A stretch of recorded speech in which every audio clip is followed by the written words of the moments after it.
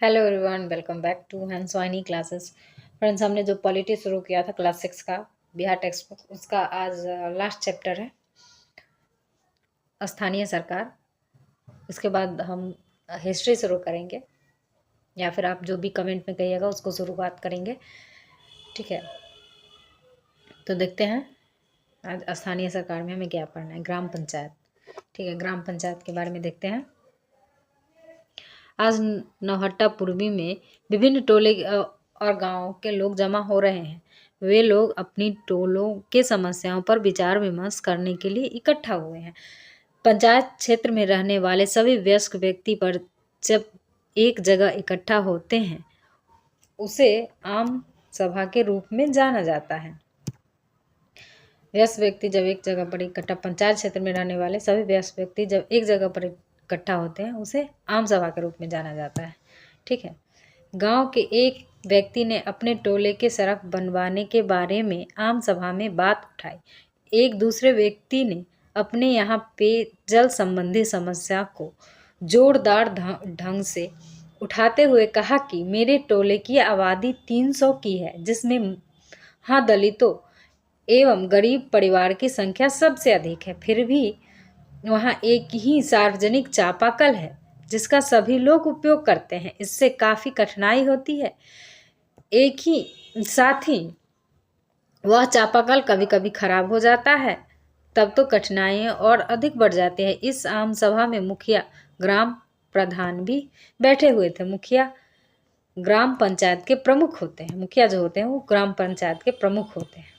ठीक है, गांव के व्यक्ति अपना चापाकल क्यों नहीं ठीक करवा लेते, जबकि उसका उपयोग पूरा टोला करता है। जरा सोचिए, सड़क हो या चापाकल, कुआं हो या नाली, ये किसी एक व्यक्ति या परिवार का नहीं होता। गांव, टोलों या मोहल्ले में बहुत ऐसी चीजें होती हैं जो किसी खास व्यक्ति की नहीं होती। इनका उपयोग सभी व्यक्ति करते हैं, जिस कारण ऐसे चीजों को सार्वजनिक कहते हैं। ऐसी चीजें जिसका उपयोग सभी करते हैं उसे सार्वजनिक कहते हैं। ठीक है,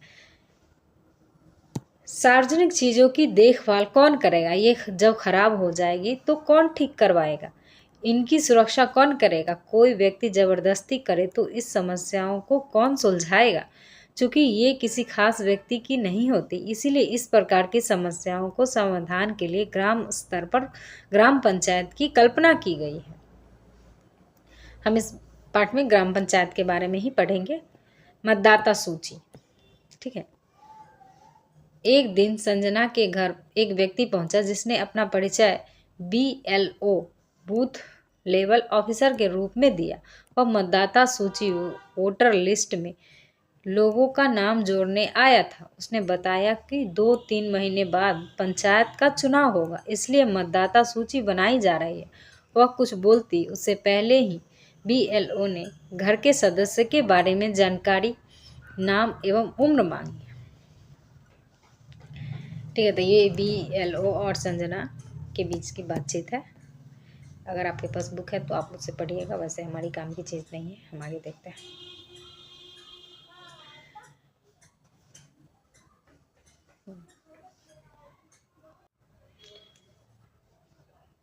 ग्राम पंचायत क्षेत्र, इसमें संजना और BLO की ये जो बातचीत है ये हमारी काम की है। इसे पढ़ते हैं। क्या हर गांव में ग्राम पंचायत होती है? संजना ने पूछा। तो BLO ने कहा कि नहीं, हमारे बिहार राज्य में ग्राम पंचायत की स्थापना गांव की आबादी के आधार पर की गई है। बिहार राज्य में गांव पंचायत की स्थापना गांव की आबादी के आधार पर की गई है।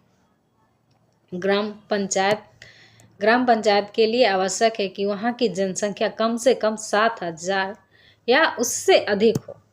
ग्राम पंचायत के लिए जनसंख्या कम से कम 7,000 या उससे अधिक होनी चाहिए। ठीक है, इसीलिए कहीं कहीं कई छोटे गांव को मिलाकर एक ग्राम पंचायत बनाई जाती है। जैसे कई छोटे छोटे गांव मिल गए जिसमें कुछ 5,000, 6,000, 1,000, 2,000 ऐसे जनसंख्या होते हैं, उन सभी को मिलाकर और ग्राम पंचायत बना दिया जाता है। ठीक है, तो एक ग्राम पंचायत होने के लिए कम से कम 7,000 या उससे अधिक की जनसंख्या की जरूरत है। एक ग्राम पंचायत एक गांव या एक से अधिक गांवों को मिलाकर बनती है। एक ग्राम पंचायत कई वार्डों में विभक्त होते हैं। प्रत्येक वार्ड अपना एक प्रतिनिधित्व चुनता है जिसको वार्ड सदस्य कहा जाता है। ठीक है, प्रत्येक वार्ड अपना एक प्रतिनिधित्व चुनता है जिसको वार्ड सदस्य कहा जाता है। इसी प्रकार पंचायत क्षेत्र के सभी व्यक्ति मिलाकर मुखिया का चुनाव करते हैं जो ग्राम पंचायत का प्रधान होता है। ये चुनाव के द्वारा बनाया जाता है और ये गांव का प्रधान होता है, यही ग्राम पंचायत का प्रधान होता है। इसका कार्यकाल 5 वर्ष का होता है। ये भी 5 वर्ष के लिए ही चुने जाते हैं। वार्ड सदस्य अपने में से एक को उप मुखिया चुनता है जो मुखिया के नहीं रहने पर कार्य करता है। यानी कि ग्राम पंचायत में अगर मुखिया अनुपस्थित है तो उसकी जगह पे उप मुखिया काम करता है। ठीक है, संजना पूछती है कि अगर सभी वार्ड सदस्य एक ही टोले मोहल्ले के हो जाएं तो दूसरे मोहल्ले टोले के बारे में कौन ध्यान देगा। बीएलओ कहता है कि नहीं, ऐसा न हो। इसके लिए प्रत्येक ग्राम पंचायत को क्षेत्रों में विभक्त किया जाता है। ठीक है, ग्राम पंचायत का एक सचिव होता है जो ग्राम सभा का भी सचिव होता है, उसे पंचायत सचिव कहते हैं। पंचायत सचिव इसको अपॉइंट करती है सरकार। ठीक है, ये गांव से नहीं, ग्राम पंचायत का जो अपॉइंट होता है सरकार के द्वारा, एग्जाम क्लियर करके ये जाते हैं, ये चुनाव से नहीं आते हैं। ठीक है, सचिव का चुनाव नहीं होता, यह सरकार द्वारा नियुक्त की जाती है। आगे लिखा हुआ है कि चुनाव इनका नहीं होता, यह सरकार द्वारा नियुक्त की जाती है।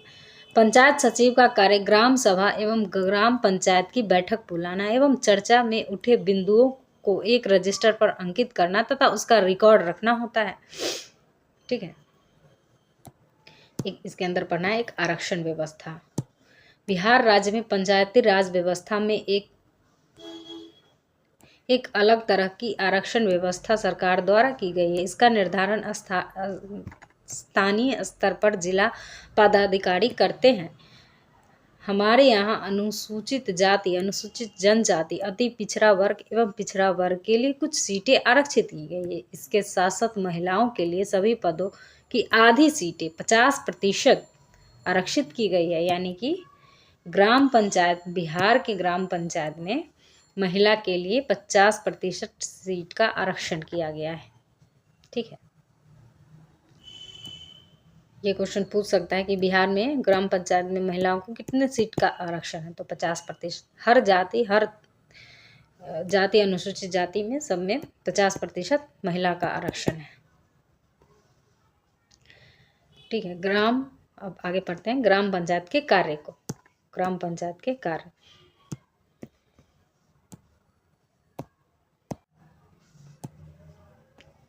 ग्राम पंचायत नौहट्टा की बैठक हो रही थी। पंचायत के काम के बारे में चर्चा करने के लिए मुखिया एवं सभी वार्ड सदस्य उपस्थित थे। एक सदस्य ने कहा कि उसके वार्ड में 150 रोजगार के कार्ड दिए जा चुके हैं, परंतु उन्हें कोई काम करने का मौका नहीं मिला। यदि रोजगार का प्रबंध नहीं किया गया तो पलायन की स्थिति और गंभीर हो जाएगी। सभी ने मिलकर तय किया कि तालाब के काम पर इस वार्ड के लोगों को पहले रखा जाएगा। इस प्रकार ग्राम पंचायत की बैठक में विकास के काम पर चर्चा, समस्याएं सुलझाना और व्यवस्था बनाने के निर्णय लिए जाते हैं। ग्राम पंचायत द्वारा स्थानीय स्तर पर विभिन्न प्रकार के कार्य किए जाते हैं। उनमें से कुछ प्रमुख निम्न है। क्या है? ग्रामीण विकास योजनाओं का ग्राम सभा द्वारा चर्चा के बाद क्रियान्वयन करना, कृषि, पशुपालन, सिंचाई, मछली पालन आदि को बढ़ावा देना, ग्रामीण आवास, इंदिरावास, पेयजल, सड़क, घाट, बिजली की व्यवस्था, बाजार एवं मेला इत्यादि का समुचित प्रबंध करना, स्वास्थ्य सेवा, परिवार कल्याण, विकलांग कल्याण की योजना में मदद करना, कुएं, तालाब, पोखरों आदि का निर्माण, सहकारिता, कृषि भंडारण तथा बिक्री की व्यवस्था करना। अब देखते हैं आय के साधन क्या है। ग्राम पंचायत में आय के क्या क्या साधन है, आय कहाँ से आती है इन कामों के लिए। तो ग्राम पंचायत के आय के 2 प्रमुख स्रोत है। एक कर के रूप में जो वह खुद लगाती है और दूसरा अनुदान के रूप में जो सरकार द्वारा उसे मिलता है। यानी कि जो मुखिया जो कर लगाता है गांव में उसका, और जो सरकार द्वारा अनुदान में मिलता है, ये दोनों ग्राम पंचायत के आय का प्रमुख स्रोत है। उदाहरण के लिए पंचायत अपने क्षेत्र की दुकानदारों से कर वसूल करती है, यह इसका खुद का स्रोत है, और पंचायत के किसी भी जरूरी काम पर इसे खर्च किया जा सकता है। ग्रामीण रोजगार कार्यक्रम के लिए या आवास योजना के लिए पंचायत को सरकार द्वारा पैसे प्राप्त होते हैं। यह पैसे उसी योजना के अनुसार खर्च किए जा सकते हैं। अब देखते हैं गांव का प्रशासन। हमारे देश में 4 लाख से भी अधिक गांव हैं। उनकी समस्याओं को सुलझाना आसान काम नहीं है। गाँव में भी बेहतर व्यवस्था के लिए एक प्रशासन होता है। आपको इसके बारे में भी जानना चाहिए। पुलिस थाने का कार्य। राम जी रामपुर गांव के रहने वाले हैं। राम जी अपने खेत में एक कमरा बनवाना चाहता था। 4 दीवारी बनाने के लिए कामगारों को बुलाकर गड्ढा खुदवाने लगा। तभी प्रकाश मोहन ने आकर उसे मना किया कि आप अपनी ही जमीन में 4 दीवारी बनाओ। राम जी इस बात से सहमत नहीं हुआ। वह मजदूरों को आगे काम बढ़ाने को बोला। प्रकाश इस पर नाराज होकर झगड़ा करने पर उतारू हो गया। राम जी पूर्व में ग्राम पंचायत का मुखिया था, अतः उसने अपने धन बल के द्वारा जबरदस्ती 4 दीवारी का निर्माण करवा लिया और प्रकाश के साथ मारपीट भी की। प्रकाश मोहन के भाई श्याम जो पटना में व्यवसाय करते थे, घर आए तो सारी घटनाओं को सुने। श्याम ने प्रकाश मोहन को नज़दीक के पुलिस थाने में मामला की रपट लिखवाने के लिए तैयार किया। प्रकाश मोहन के पड़ोसी ऐसा नहीं चाहते थे, क्योंकि वे समझते थे कि ऐसा करना पैसे और समय की बर्बादी है। श्याम सबको समझाकर रपट लिखवाने हेतु मोहन को लेकर थाने चल पड़ा। प्रकाश ने श्याम से पूछा कि क्या थाने के कार्यक्षेत्र में हमारा गांव आता है।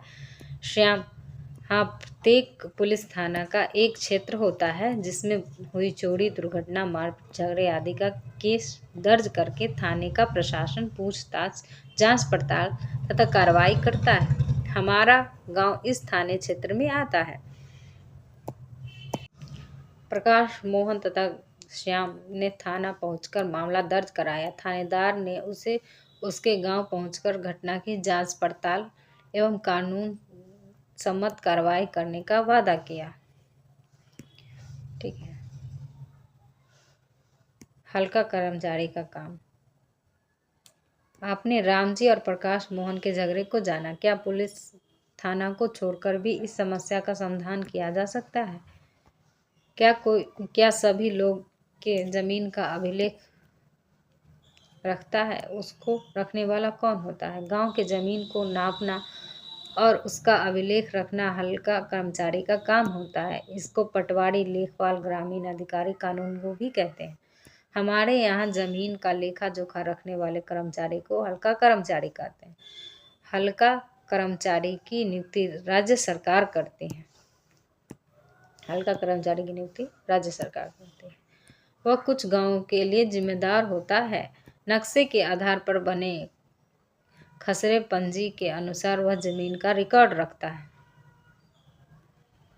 हल्का कर्मचारी के पास खेत नापने हेतु लोहे की लंबी जंजीर होती है, इसे जरीब कहते हैं। राम जी तथा प्रकाश के झगड़े को हल्का कर्मचारी शांतिपूर्वक बिना मुकदमे के सुलझा सकता था। कर्मचारी नक्शे के आधार पर जमीन को मापकर राम जी और प्रकाश के घर की जमीन को देख लेता, जिससे पता चल जाता कि कौन किसके तरफ की जमीन पर बढ़ रहा है।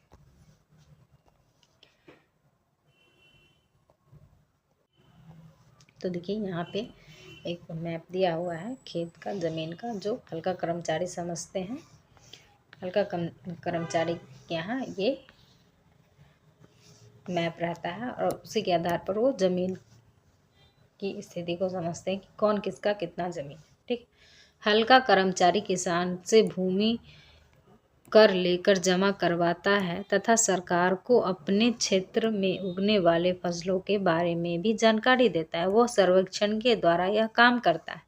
किसान के फसलों का विवरण, कुआं, नलकूप आदि का लेखा जोखा भी राजस्व विभाग का काम है। इस काम का अवलोकन कई लोग करते हैं। बिहार राज्य कई जिलों में बटा हुआ है। जमीन का लेखा जोखा रखने हेतु जिला को भी प्रखंड और अनुमंडल में बांटा गया है।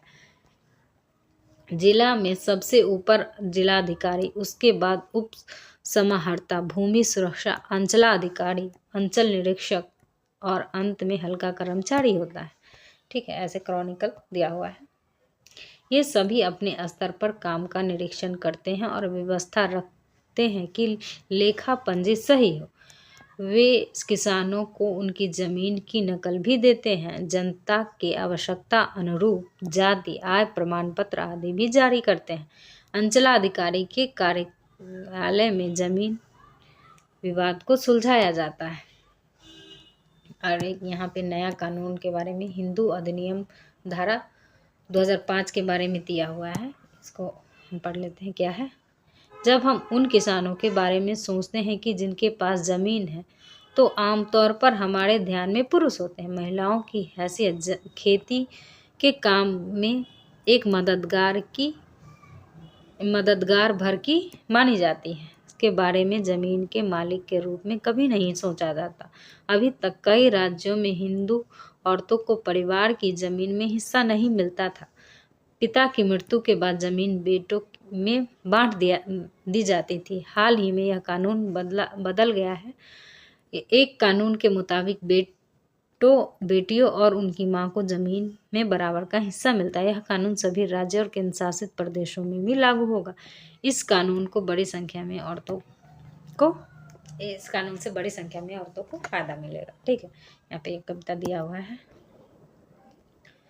चलिए आगे देखते हैं। सरकार के सार्वजनिक कार्य जो लोगों के लिए होते हैं वो कई विभागों के द्वारा चलाए जाते हैं, जैसे दुग्ध उत्पादन समिति, जन वितरण प्रणाली, बैंक, बीज एवं खाद हेतु प्राथमिक कृषि शाख सहयोग समिति, पैक्स, डाक बंगला, आंगनबाड़ी, सरकारी स्कूल, प्राथमिक स्वास्थ्य केंद्र आदि। ठीक है, नगरों का, अब नगर का है स्थानीय शासन प्रणाली। शहर में भी जनसंख्या के आधार पर प्रशासन का निर्माण किया जाता है। बड़े शहर के लिए नगर निगम और छोटे शहरों के लिए नगर परिषद होता है। बड़े शहर के लिए नगर निगम होता है और छोटे शहर के लिए नगर परिषद, नगर पालिका होती है। ठीक है, तथा कस्बाई शहरों के लिए नगर पंचायत की व्यवस्था की स्थापना की गई है। बिहार राज्य में कोई महानगर नहीं है। हमारे यहाँ केवल नगर निगम, नगर परिषद, नगर पालिका तथा नगर पंचायत ही है। नगर परिषद मध्यम स्तर के शहर हैं जिनकी संख्या 40,000 से 2 लाख के बीच होती है, वहाँ स्थापना की जाती है। नगर परिषद मध्यम स्तर के शहरों और उसकी जनसंख्या कितनी होनी, 40,000 से 2 लाख के बीच होनी चाहिए। वहाँ पे नगर परिषद की स्थापना होती है। उसी प्रकार छोटे शहर जो गांव से शहर का रूप लेने लगते हैं वहाँ नगर पंचायत बनाई जाती है। जो गांव से शहर का रूप लेने लगते हैं वहाँ पे नगर पंचायत बनाई जाती है। शहर बनने के लिए यह माना जाता है कि अधिकांश लोग अपनी आजीविका कृषि से नहीं बल्कि व्यापार, नौकरी, उद्योग आदि से चलाते हैं। शहर में काम करने वाले लोग के बारे में आपने पहले पढ़ा है। मैंने सबसे पहले जो पढ़ाया था शहरी जीवन यापन के स्वरूप और ग्रामीण जीवन यापन के स्वरूप, तो उसमें मैंने दिखाया था कि शहर में क्या डिफरेंस है और गांव में क्या डिफरेंस है। ठीक है, तो हमने देखा था कि गांव में लोग कृषि करते हैं, लोहार का काम करते हैं, धोबी का काम करते हैं। लेकिन जब हमने शहर के बारे में पढ़ा तो वहाँ पे देखा कि लोग अपना फैक्ट्री चलाते हैं, वहाँ पे अपना व्यापार करते हैं। छोटे मोटे व्यापारी जो सड़क के किनारे कुछ सब्जियाँ वगैरह, फूल वगैरह बेचते हैं, वो उनका अपना व्यापार होता है। या फिर शोरूम होता है तो ये शहर में और गांव में डिफरेंस था, ये देखा था हमने पिछली क्लास में। ठीक है। बिहार में पटना नगर निगम की स्थापना 1952 में की गई। बिहार में अगर पूछ दे कि बिहार में पटना नगर निगम की स्थापना कब की गई थी, तो 1952 में पटना नगर निगम की स्थापना की गई थी। ठीक है। बिहार के अन्य शहरों मुजफ्फरपुर, भागलपुर, दरभंगा, गया, बिहार शरीफ, पूर्णिया, कटिहार और मुंगेर में भी नगर निगम की स्थापना की गई है। ये सारे ऐसे डिस्ट्रिक्ट हैं जहाँ पर नगर निगम की स्थापना की गई है। अब नगर निगम और नगर परिषद के बारे में आप जानते हैं कि पटना में नगर निगम है। नगर निगम को बेहतर रूप से समझने के लिए हम लोग पटना नगर निगम के बारे में जानेंगे। ब्रिटिश काल से ही पटना सिटी, पटना नगर पालिका एवं पटना प्रशासकीय समिति कार्यरत थी। नगर की आबादी के अनुसार कई भागों में बांटा गया है, जिसे वार्ड कहा जाता है। पटना नगर को 72 वार्डों में बांटा गया। सभी वार्डों से एक एक व्यक्ति चुनकर आते हैं, वे वार्ड काउंसलर या पार्षद कहलाते हैं। सभी वार्ड से जो चुनकर एक व्यक्ति आते हैं उसे वार्ड काउंसलर या पार्षद कहते हैं। सभी पार्षदों का चुनाव 5 वर्षों के लिए होता है। नगर परिषद अपने निर्वाचित सदस्य में से ही एक को महापौर और एक उप महापौर चुनता है। ठीक है। महापौर नगर परिषद का अध्यक्ष एवं सभापति होता है। महापौर, जिसको हम मेयर कहते हैं इंग्लिश में, उसे हिंदी में महापौर कहते हैं। ठीक है। नगर परिषद की बैठक प्रत्येक माह होती है। नगर परिषद के काम करने के लिए अलग अलग समितियां बनाई जाती है, जैसे शिक्षा, स्वास्थ्य, चिकित्सा, लोक निर्माण, उद्यान आदि। नगर निगम के प्रशासन के लिए एक नगर आयुक्त होता है, जो आमतौर पर भारतीय प्रशासनिक सेवा स्तर का पदाधिकारी होता है। नगर आयुक्त नगर निगम का मुख्य प्रशासक है। नगर निगम एवं समितियां द्वारा लिए गए निर्णयों के तहत कार्य संपादन करना आयुक्त एवं कर्मचारियों का काम। उदाहरण के लिए पटना नगर निगम के कार्य इस प्रकार है। पटना में देखिए क्या क्या है। जल, स्वास्थ्य एवं चिकित्सा संबंधी कार्य, जैसे पानी की व्यवस्था। सार्वजनिक सुविधा के कार्य, जैसे सड़क साफ करना, कचरा उठाने की व्यवस्था करना, नालियों की सफाई, सार्वजनिक शौचालय की व्यवस्था आदि। विकास संबंधित कार्य, जैसे सड़क बनाना, नालियाँ खुदवाना, सड़कों पर प्रकाश व्यवस्था एवं वाहन ठहराव पड़ाव की व्यवस्था करना आदि। और शिक्षा संबंधी कार्य।